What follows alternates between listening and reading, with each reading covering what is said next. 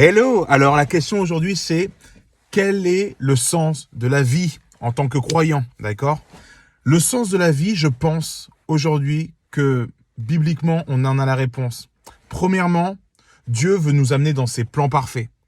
Quel est le sens de la vie? C'est glorifier Dieu, c'est faire sa joie, faire son bonheur. Il a des plans parfaits et nous sommes là pour les accomplir avec lui. Donc Dieu a des plans parfaits. On voit par exemple dans Éphésiens 2:10, car nous sommes son ouvrage, ayant été créés en Jésus-Christ pour de bonnes œuvres que Dieu a préparées d'avance afin que nous les pratiquions. Donc il faut savoir que tout ce qu'on va faire sur cette terre, ce sont des œuvres que Dieu a écrites d'avance pour nous et que nous devons faire.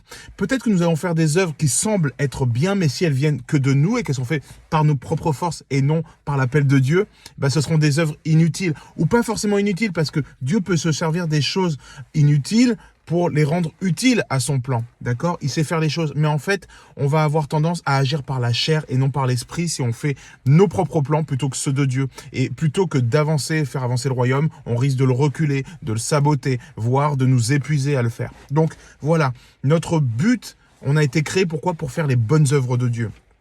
D'ailleurs, on lit dans 1 Corinthiens 3,14, « Si l'œuvre bâtie par quelqu'un sur le fondement subsiste, il recevra une récompense. » Il recevra une récompense. Donc Dieu veut nous récompenser par rapport au plan qu'il a donné à la base. Donc si on arrive à comprendre quel est le plan de Dieu et qu'on arrive à faire de bonnes œuvres sur le fondement c'est Jésus-Christ, d'accord? Si sur ce fondement et sur le fondement de l'œuvre de Jésus-Christ qu'il a écrit pour nous, on arrive à faire les bonnes choses, il va nous récompenser. Parce que Dieu récompense, il est le rémunérateur de la foi. Donc si on a la foi que Jésus-Christ a des bons plans pour nous, que le Saint-Esprit va nous les dicter, alors à ce moment-là, on va pouvoir faire ce que Dieu veut. Donc, on est dans une espèce de vie-école. C'est une vie-école. Dieu est en train de nous observer et dans cette vie-là, il nous travaille, il nous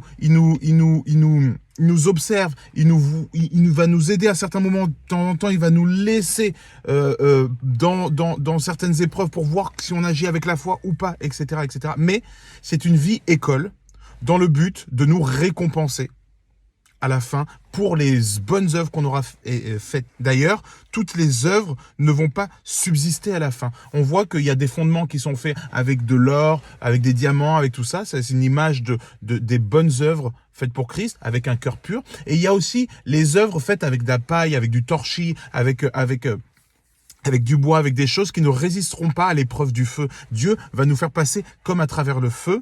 Et ce qui va subsister, qui va rester, ce sont les œuvres qui viennent de lui, qui ont été faites avec un cœur sincère, avec un cœur plein d'amour, avec un cœur guidé par l'esprit. Mais tout ce qui a été fait avec un cœur charnel, avec un cœur peut-être de jalousie, avec un cœur amer, d'amertume, tout ça, ça, ce sont des choses qui, lors du jugement, quand Jésus va regarder toutes nos œuvres, et ce sont des choses qui ne vont pas passer le test, d'accord, et qui vont brûler. Donc, on est vraiment dans une vie école et on est en plein test. Mais c'est plus qu'un test. Jésus, en réalité, est en train de recruter. Il recrute qui? Il recrute quoi? Il recrute des disciples qui seront capables de faire les bonnes œuvres afin de pouvoir ensuite les établir sur plus grandes œuvres. Mais les établir quand? Pas sur cette vie terrestre, sur l'après-vie. Oui, certains se disent que le paradis, ça va être un endroit où tout va être tranquille, on va être bien, on va chanter les louanges. Non, non, non, non.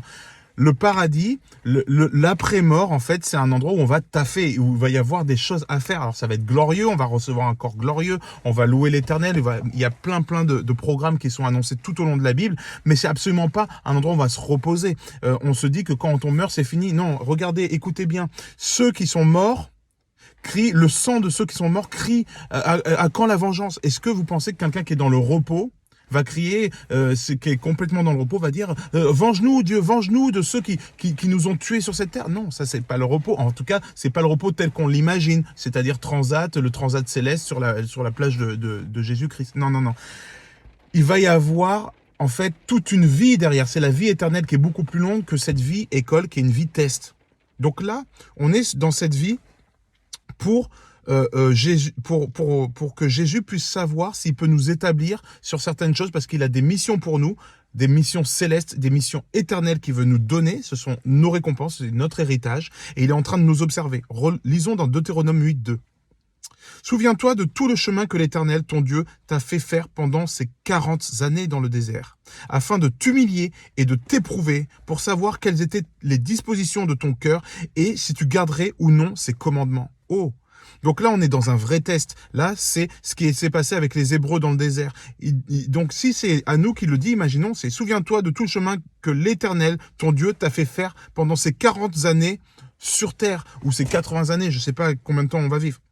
Afin de, pourquoi il nous fait vivre cette vie terrestre? Afin de t'humilier et de t'éprouver. Donc Dieu n'envoie pas d'épreuves, ah bon? Pour savoir quelles étaient les dispositions de ton cœur. Donc Dieu est en train de voir dans ces épreuves-là, il nous met sur terre, il dit ok, quelles sont les dispositions de ton cœur? Est-ce que tu vas réfléchir avec amertume? Est-ce que tu vas prendre tes responsabilités ou pas? Et voir si tu gardais ou non ses commandements. C'est énorme, non? Donc Dieu nous a établi, il nous a donné des choses à faire, d'accord? Il a un plan. Tout ce que tu as, c'est un plan. La voiture dans laquelle je me trouve, c'est Dieu qui me l'a donné. C'est pas mon travail ni rien. Le travail que j'ai donné, c'est Dieu qui me l'a donné. C'est pas mes capacités. La femme que j'ai eue, la famille, c'est Dieu qui me l'a donné. Donc Dieu, il regarde quoi? Quand le bébé pleure, est-ce que je vais m'énerver? Ou est-ce que je vais être doux? Quand mon épouse n'est pas d'accord avec moi, est-ce que je vais m'engueuler avec elle? Est-ce que je vais crier dessus? Ou est-ce que je vais prendre mon mal en patience et essayer de communiquer, même si ça peut être compliqué? Mes collègues de bureau, est-ce que je vais maudire, ou est-ce que je vais leur parler de Dieu, ou est-ce que je vais manifester vraiment le royaume avec eux? Dieu est en train de nous observer comme ça, et il dit, ok, je te donne des épreuves, mais je regarde pas à ce que tu fais, je regarde à ton cœur en fait.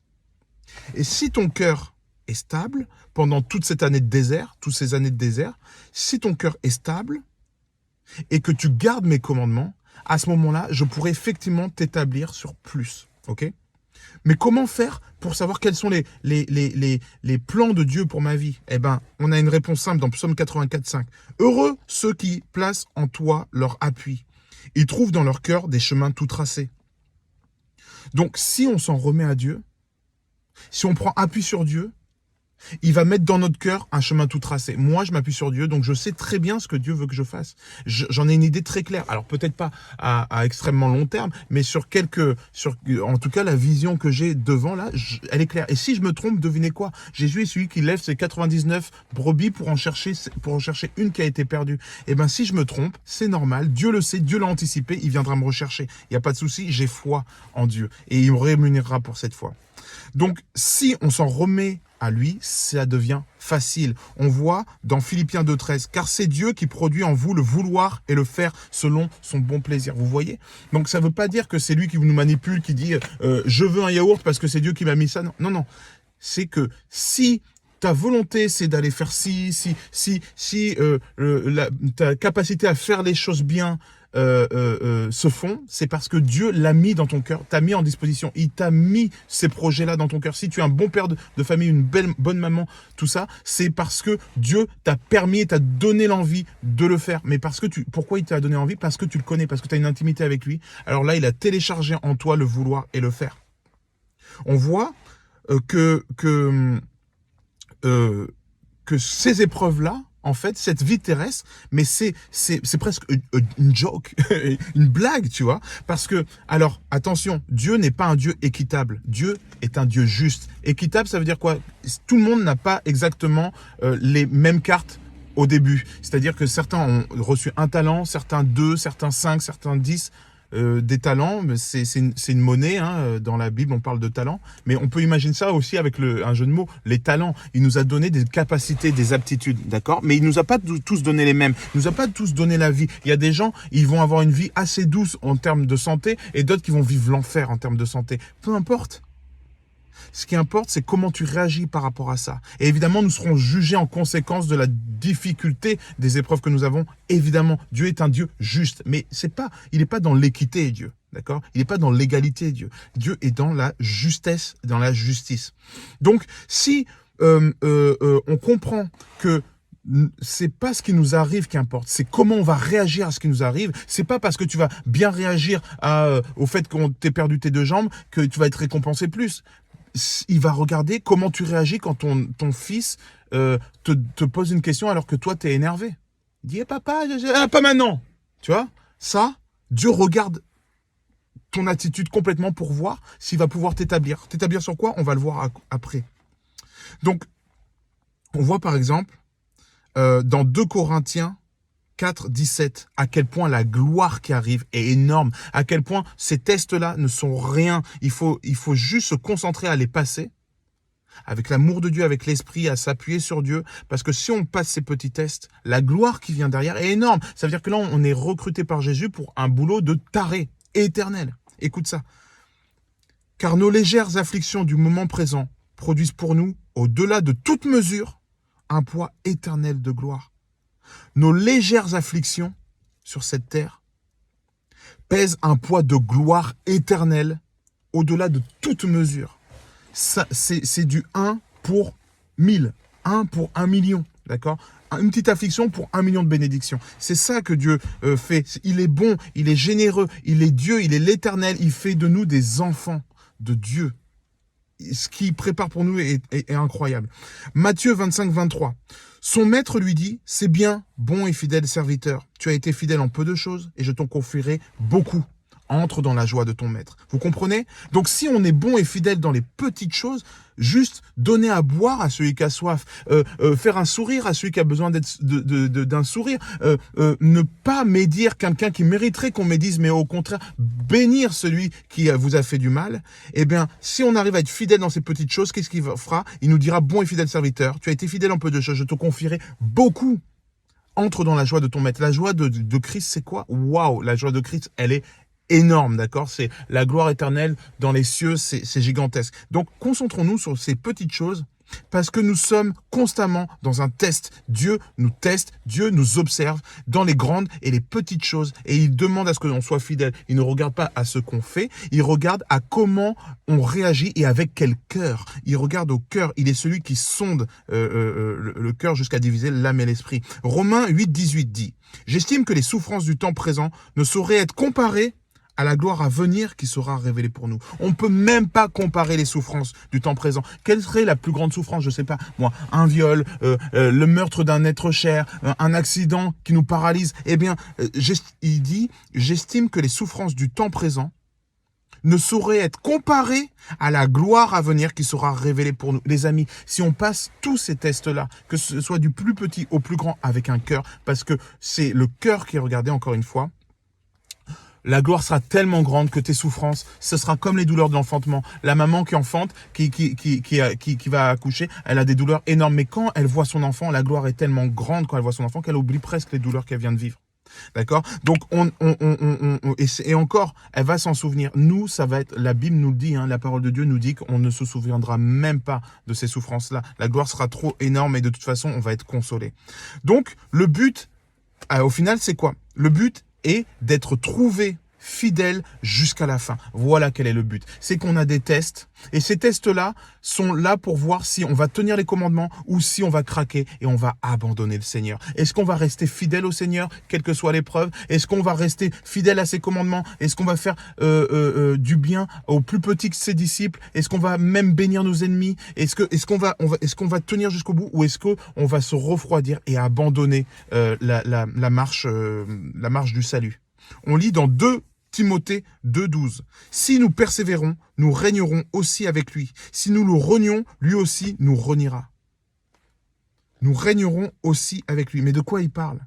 Eh bien, vous regarderez dans votre Bible ce que Dieu a prévu pour nous. C'est pas une gloire éternelle dans les nuages à chanter des louanges, tout ça. Il veut nous faire régner sur les nations. Ça veut dire que quand il va revenir, qu'il va kicker l'antéchrist, Satan et la mort, qui va les enfermer dans les temps de feu pour l'éternité, qu'est-ce qu'il va faire? Il va nous faire quand même régner, et déjà pour le millénium, ça va être ça, Jésus va régner sur les nations avec son épouse. Si vous êtes l'épouse, vous allez régner avec lui. Et il dit que on va avoir des éclats différents. Certains vont briller comme les étoiles, certains vont briller comme le soleil, certains vont briller comme la lune, peu importe. On va avoir des corps glorieux qui vont rayonner. Et la gloire, les tests que nous allons passer sur cette terre va faire qu'on va rayonner d'une façon plus ou moins différente. Mais surtout, les petites choses sur lesquelles on va être fidèle vont nous permettre d'être fidèlement mis à des postes importants d'administrateurs de villes entières. La Bible nous dit que, la parole de Dieu nous dit que il va nous établir sur 2, 5, 10 villes, selon notre capacité à faire. Donc Dieu recrute qui? Des gens qui vont pouvoir régner sur les nations avec lui. Parce que même dans le millénium, il y aura des nations qui seront encore hostiles à Jésus-Christ, même si elles le reconnaîtront comme le Seigneur, elles ne seront pas forcément acquises, d'accord? Donc nous, on sera là pour administrer avec lui, un peu comme des ministres ou des maires de ville, etc., mais à l'échelle de plusieurs villes. Regardez dans Apocalypse 2, 26-27. « À celui qui vaincra et qui gardera jusqu'à la fin mes œuvres, je donnerai autorité sur les nations. Il les pètera avec une verge de fer. » Pourquoi pètre avec une verge de fer? C'est peut-être qu'elles ne sont pas forcément... qu'il y a encore besoin d'une discipline. Donc, il les pètera avec une verge de fer comme on brise les vases d'argile. Ainsi que moi-même, j'en ai reçu le pouvoir de mon Père. Qu'est-ce qui va se passer? Nous allons régner avec Christ pour l'éternité. Mais déjà, il va nous mettre sur les nations. Et par rapport à ces nations, nous allons pouvoir régner avec lui et lui-même va les faire paître avec une verge de fer. Il vient avec une verge de fer, d'accord? Il vient pas avec une harpe. Et il va nous faire régner avec lui. Voilà pourquoi, aujourd'hui, notre vie doit être prise au sérieux. Nous devons passer les tests. Il y a des tests que le Seigneur veut nous faire passer. Pourquoi? Comme les Hébreux dans le désert, afin que nous soyons humiliés et éprouvés, pour voir la disposition de nos cœurs, afin de voir si on garde nos commandements. Humilier, ça ne veut pas dire, tiens, je t'humilie vilement comme un humain va humilier un autre humain, comme on peut l'imaginer dans les pires scénarios. Non, l'humilier, c'est quoi? Ça veut dire que je vais briser ma chair. Au lieu de m'attacher aux choses terrestres, je vais m'attacher à Dieu. Ça veut dire que Dieu, il n'y a plus que toi qui m'intéresse. Je vais même pas me défendre quand un humain m'attaque, parce que la gloire que tu me réserves est bien trop grande. Dieu s'est humilié jusqu'à la mort sur la croix. Vous comprenez ce que c'est l'humiliation en sainteté avec Christ? Christ s'est humilié pour nous sauver à la croix, voyant, et il n'a pas ouvert la bouche parce qu'il voyait déjà la gloire à venir. Et c'est exactement ce qu'on doit faire. On doit porter notre croix sur cette terre tout en visant la gloire qui est à venir, parce qu'il va nous établir sur des responsabilités qui dépassent tout entendement. Il est bon, il est fidèle et il n'est pas un homme pour mentir. Quoi qu'il arrive, ce qu'il a écrit, il le fera. Attendez-vous à ce que nous soyons, après l'enlèvement, après la première mort, nous allons régner, ressusciter avec lui, revêtir un corps glorieux, et en tant qu'épouse, après le couronnement, nous régnerons sur les nations à ses côtés pendant 1000 ans. Après quoi, il y aura une deuxième tentation pour, bon, on va pas rentrer dans les détails, il y aura une deuxième tentation, la dernière Gog et Magog, la dernière guerre, la mort, le dernier ennemi de Dieu va être enfermé dans les temps de feu, après quoi, la terre va être nouvelle, le ciel va être roulé comme un livre, et il va refaire toutes choses nouvelles, et il va régner avec nous pour l'éternité. C'est glorieux, les amis. Ne nous laissons pas faire par notre chair, ne nous laissons pas faire par Satan.